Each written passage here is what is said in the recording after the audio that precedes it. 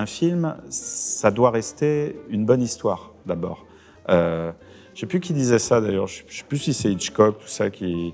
Je crois qu'il y a un auteur assez connu qui disait souvent... non, je crois que c'est un cinéaste français. Enfin, tout se bouscule dans ma tête. Mais qui disait un bon film, c'est d'abord une bonne histoire, et enfin une bonne histoire.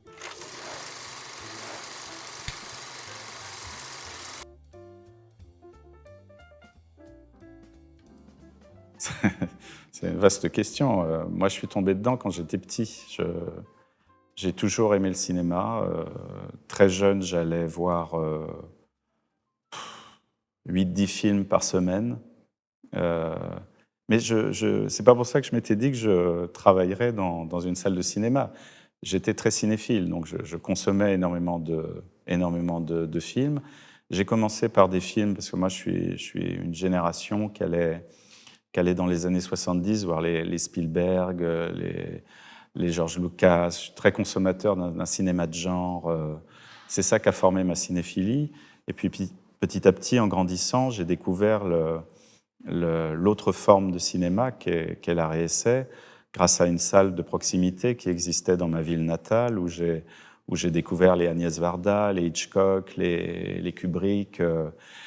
Et ma cinéphilie, elle s'est formée autour de ces deux, voilà, de ces deux envies, de mêler un cinéma qui peut être populaire mais de qualité, à un cinéma qui peut être un peu plus pointu, cinéphilique.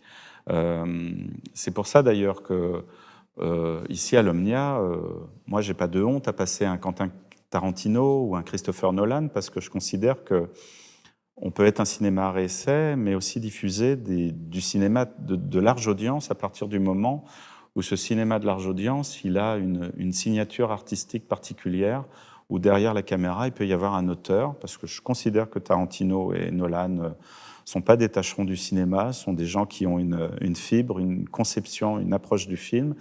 Et ça, effectivement, c'est des films qu'on peut trouver partout, dans les multiplexes, mais qu'on peut trouver surtout dans la grande salle de l'Omnia, en version originale sous-titrée, puisqu'ici, on respecte toujours la version dans laquelle a été tournée l'œuvre.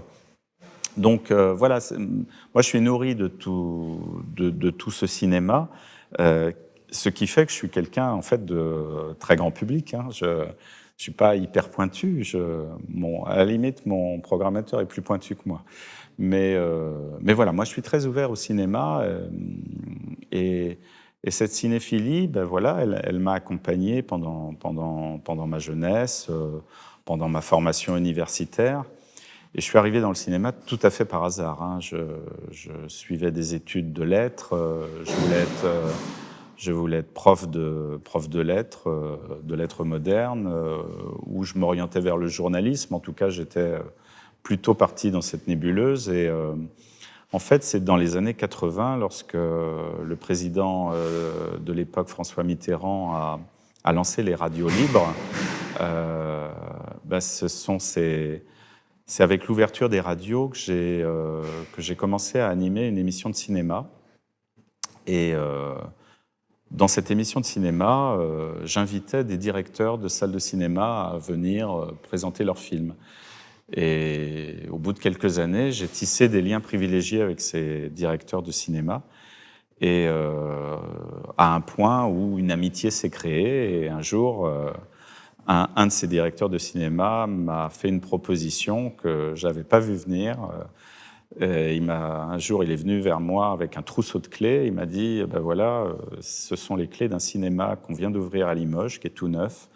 Si tu prends le trousseau, bien il est à toi, tu seras directeur de cinéma. Et j'ai pris le trousseau et je suis parti. Donc c'est comme ça que j'avais à l'époque, j'ai démarré très jeune, hein, j'avais 23 ans quand j'ai eu ma première salle de cinéma en tant que directeur. J'ai été, parce qu'on m'avait dit à l'époque, j'ai été le plus jeune directeur de France. Et après, voilà, ma carrière, elle a suivi par des rencontres, elle a évolué entre des salles indépendantes, des circuits de cinéma, et puis aujourd'hui, l'histoire de l'Omnia. Ah, je suis attaché à l'histoire de l'Omnia. Je suis même, l'Omnia, ça fait partie de ma vie. C'est une partie intégrante de ma vie, parce que c'est dans mon parcours professionnel, Je dirige, moi, des salles de cinéma depuis à peu près 35 ans. Et l'Omnia est véritablement une très belle aventure personnelle parce que j'ai été très longtemps directeur de salles de cinéma, mais je travaillais comme salarié pour des circuits de cinéma, des circuits nationaux. Et l'histoire de l'Omnia en 2010, c'est un tournant pour moi parce que c'est une salle maintenant que je gère, que c'est une salle indépendante. C'est une société que j'ai créée avec un associé, Richard Patry, qui est le président d'un groupe normand qui s'appelle Noé Cinéma. Et ensemble, nous avons donc créé la société qui gère l'Omnia. Et c'est vrai que depuis 2010, ben, voilà, je suis réellement chez moi. Alors, on est une équipe de 12 personnes. Alors, c'est à la fois une petite équipe, mais aussi une grosse équipe pour un cinéma à essai. Euh, alors, elle est composée, c'est assez simple, hein, d'un directeur, d'un assistant, de quelques responsables qui gèrent à la fois l'activité hall exploitation et une activité maintenant qui est nouvelle pour nous puisqu'on est dans un ciné-café. C'est la première fois qu'on exploite un ciné-café, donc il y a une activité maintenant alimentaire qu'on n'avait pas autrefois. Et après, on a toute une équipe de jeunes. Voilà, il y a beaucoup de l'ancienne équipe et on a recruté des nouvelles personnes en agents d'accueil polyvalents, aussi pour les cabines, pour la projection des films. Voilà, ça fait une équipe assez dynamique là, pour la réouverture de l'Omnia.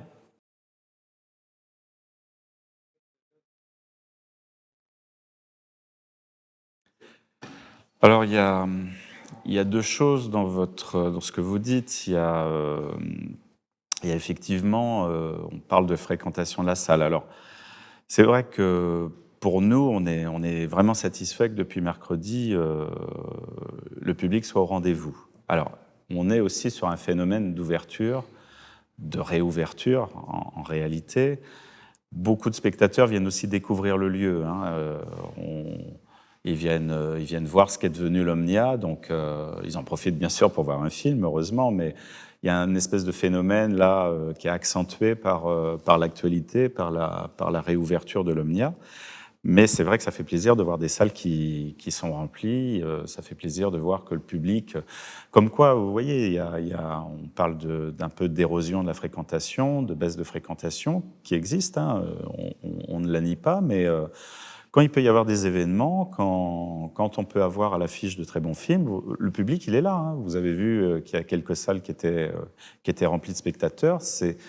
Voilà, le public n'a pas décidé de ne plus aller au cinéma. Je pense qu'il faut, voilà, il faut savoir travailler l'offre, il faut savoir travailler l'accueil d'un cinéma, et puis comme vous avez dit, il y a le respect aussi d'une forme de public vis-à-vis de l'œuvre. Alors là, je pense que c'est lié aussi au site, c'est lié à l'Omnia. On a un public qui est assez respectueux du lieu, euh, qui a une façon, alors j'aime pas trop le consommer des films, mais qui a une façon, ici on dirait plutôt déguster que consommer, mais qui a un rapport au film très différent que le public d'un multiplex. Quand on va en multiplex, voilà, il y a une sortie loisir. Là, on parle de consommation parce qu'on est dans une activité commerciale. Ici, on essaie, par notre programmation, par nos animations, de travailler un lien privilégié avec le spectateur.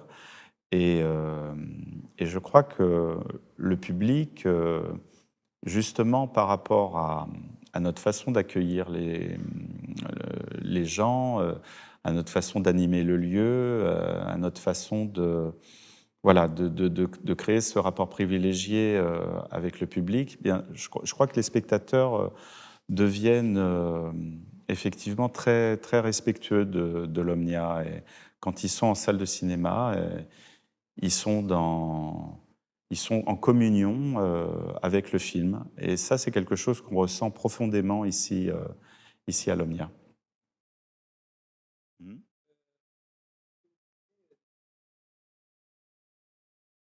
Bah, écoutez, vous parlez des plateformes.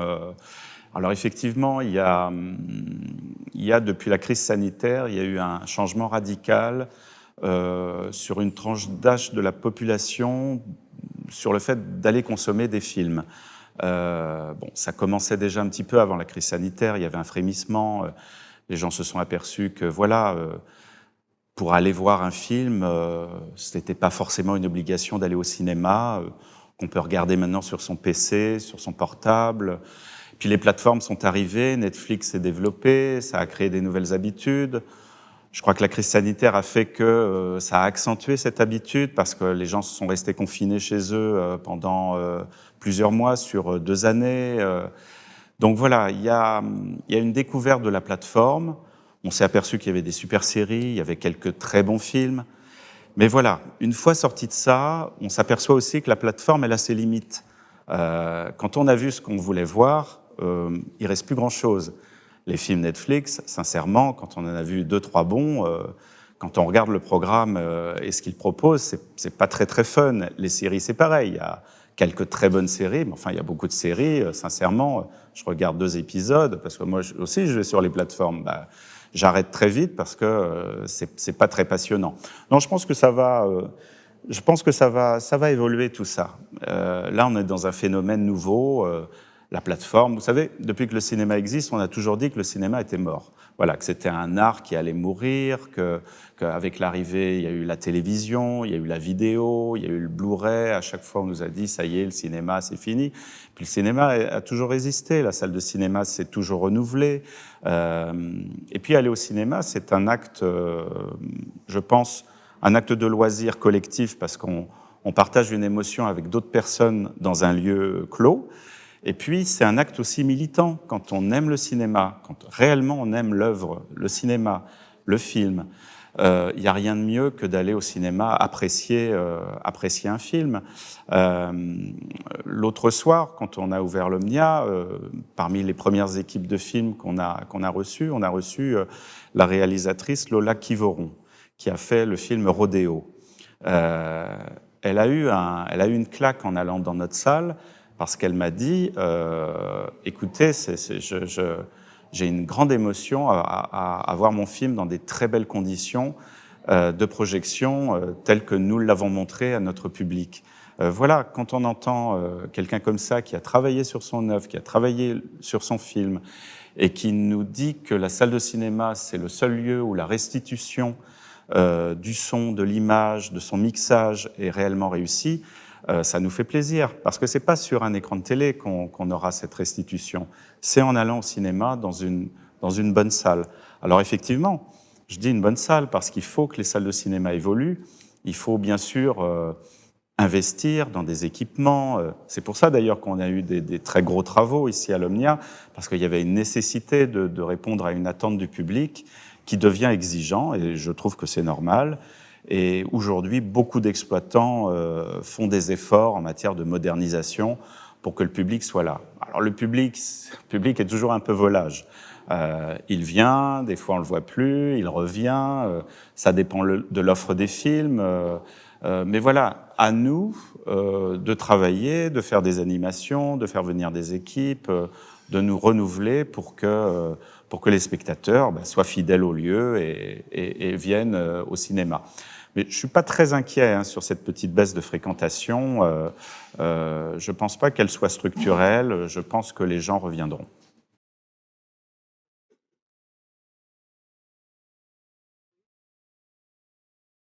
Ah, j'aimerais voir tous les films qu'on passe, c'est pas possible. On passe trop de films. Même moi, les spectateurs nous disent souvent, mais il y a trop de films, on n'arrive pas à tout voir. Mais je les rassure, je leur dis, moi aussi, je ne peux pas tout voir. Par contre, j'ai un programmateur qui voit pratiquement tout. Alors, lui, il m'épate. Alors, il voit tout. Alors, il peut pas tous les voir en salle. Il a des liens privilégiés qu'il a sur Internet. Donc, il est obligé de visionner très en amont les films. Mais des fois, dans une journée, il peut voir, oui, 3-4 films très longtemps avant pour savoir si on le programme ou non. Lui, il dévore vraiment, on disait à l'époque dévorer de la pellicule, ça se dit plus, mais il dévore de l'image. Moi, en fait, je fais une sélection. J'essaie de voir les films les plus importants qui sont à l'affiche. J'essaie de voir mes coups de cœur, les choses qui m'intéressent. La Salaud, j'irai le revoir en salle parce que là, quand je l'ai revu, c'était sur mon écran de télé et l'expérience salle, voilà, sera forcément différente et va décupler l'impression qu'on a de ce film. Mais voilà, moi, je choisis. Je peux pas tout voir les films parce que j'ai aussi ce cinéma à gérer. J'ai d'autres soucis. L'exploitation me prend beaucoup de mon temps. Et puis j'essaie aussi de sortir de l'Omnia. Hein. J'essaie d'aller voir des films ailleurs. J'essaie de m'intéresser aussi à ce qui se passe dans les autres salles de cinéma. Donc j'essaie de faire un mix. De toute façon, la magie du cinéma, ça ne s'explique pas. C'est quelque chose, c'est vraiment du ressenti. D'ailleurs, moi, ce que j'aime bien, c'est à la sortie d'une salle de cinéma de discuter avec les spectatrices, les spectateurs sur. Je leur demande souvent alors comment avez-vous trouvé le film? Et j'aime bien parce qu'on a vraiment des façons d'appréhender les choses, d'analyser les films de façon différente. Et il y a des gens qui passent à côté de quelque chose que nous, on a vu. Il y a des films qui nous créent une émotion à nous, et puis tout d'un coup, d'autres personnes à côté vont dire « moi, j'ai pas du tout ressenti ça, j'ai même détesté ». D'autres vont dire « mais non, moi, j'étais super embarqué dans l'histoire ». Enfin, c'est ça la magie du cinéma, c'est de créer des émotions, et le ressenti qu'on a individuellement, il est vraiment très différent. Et ça, moi, je trouve ça assez exaltant, que les films créent des débats, créent quasiment des cassures, des fois, dans des avis qui sont extrêmement tranchés entre ceux qui adorent et ceux qui détestent. C'est drôle parce que, après, c'est lié à notre éducation, à plein de choses, hein, à des choses qu'on a vécues dans notre vie aussi. On a des sensibilités tous différentes et les films nous renvoient à ce qu'on est vraiment, je trouve.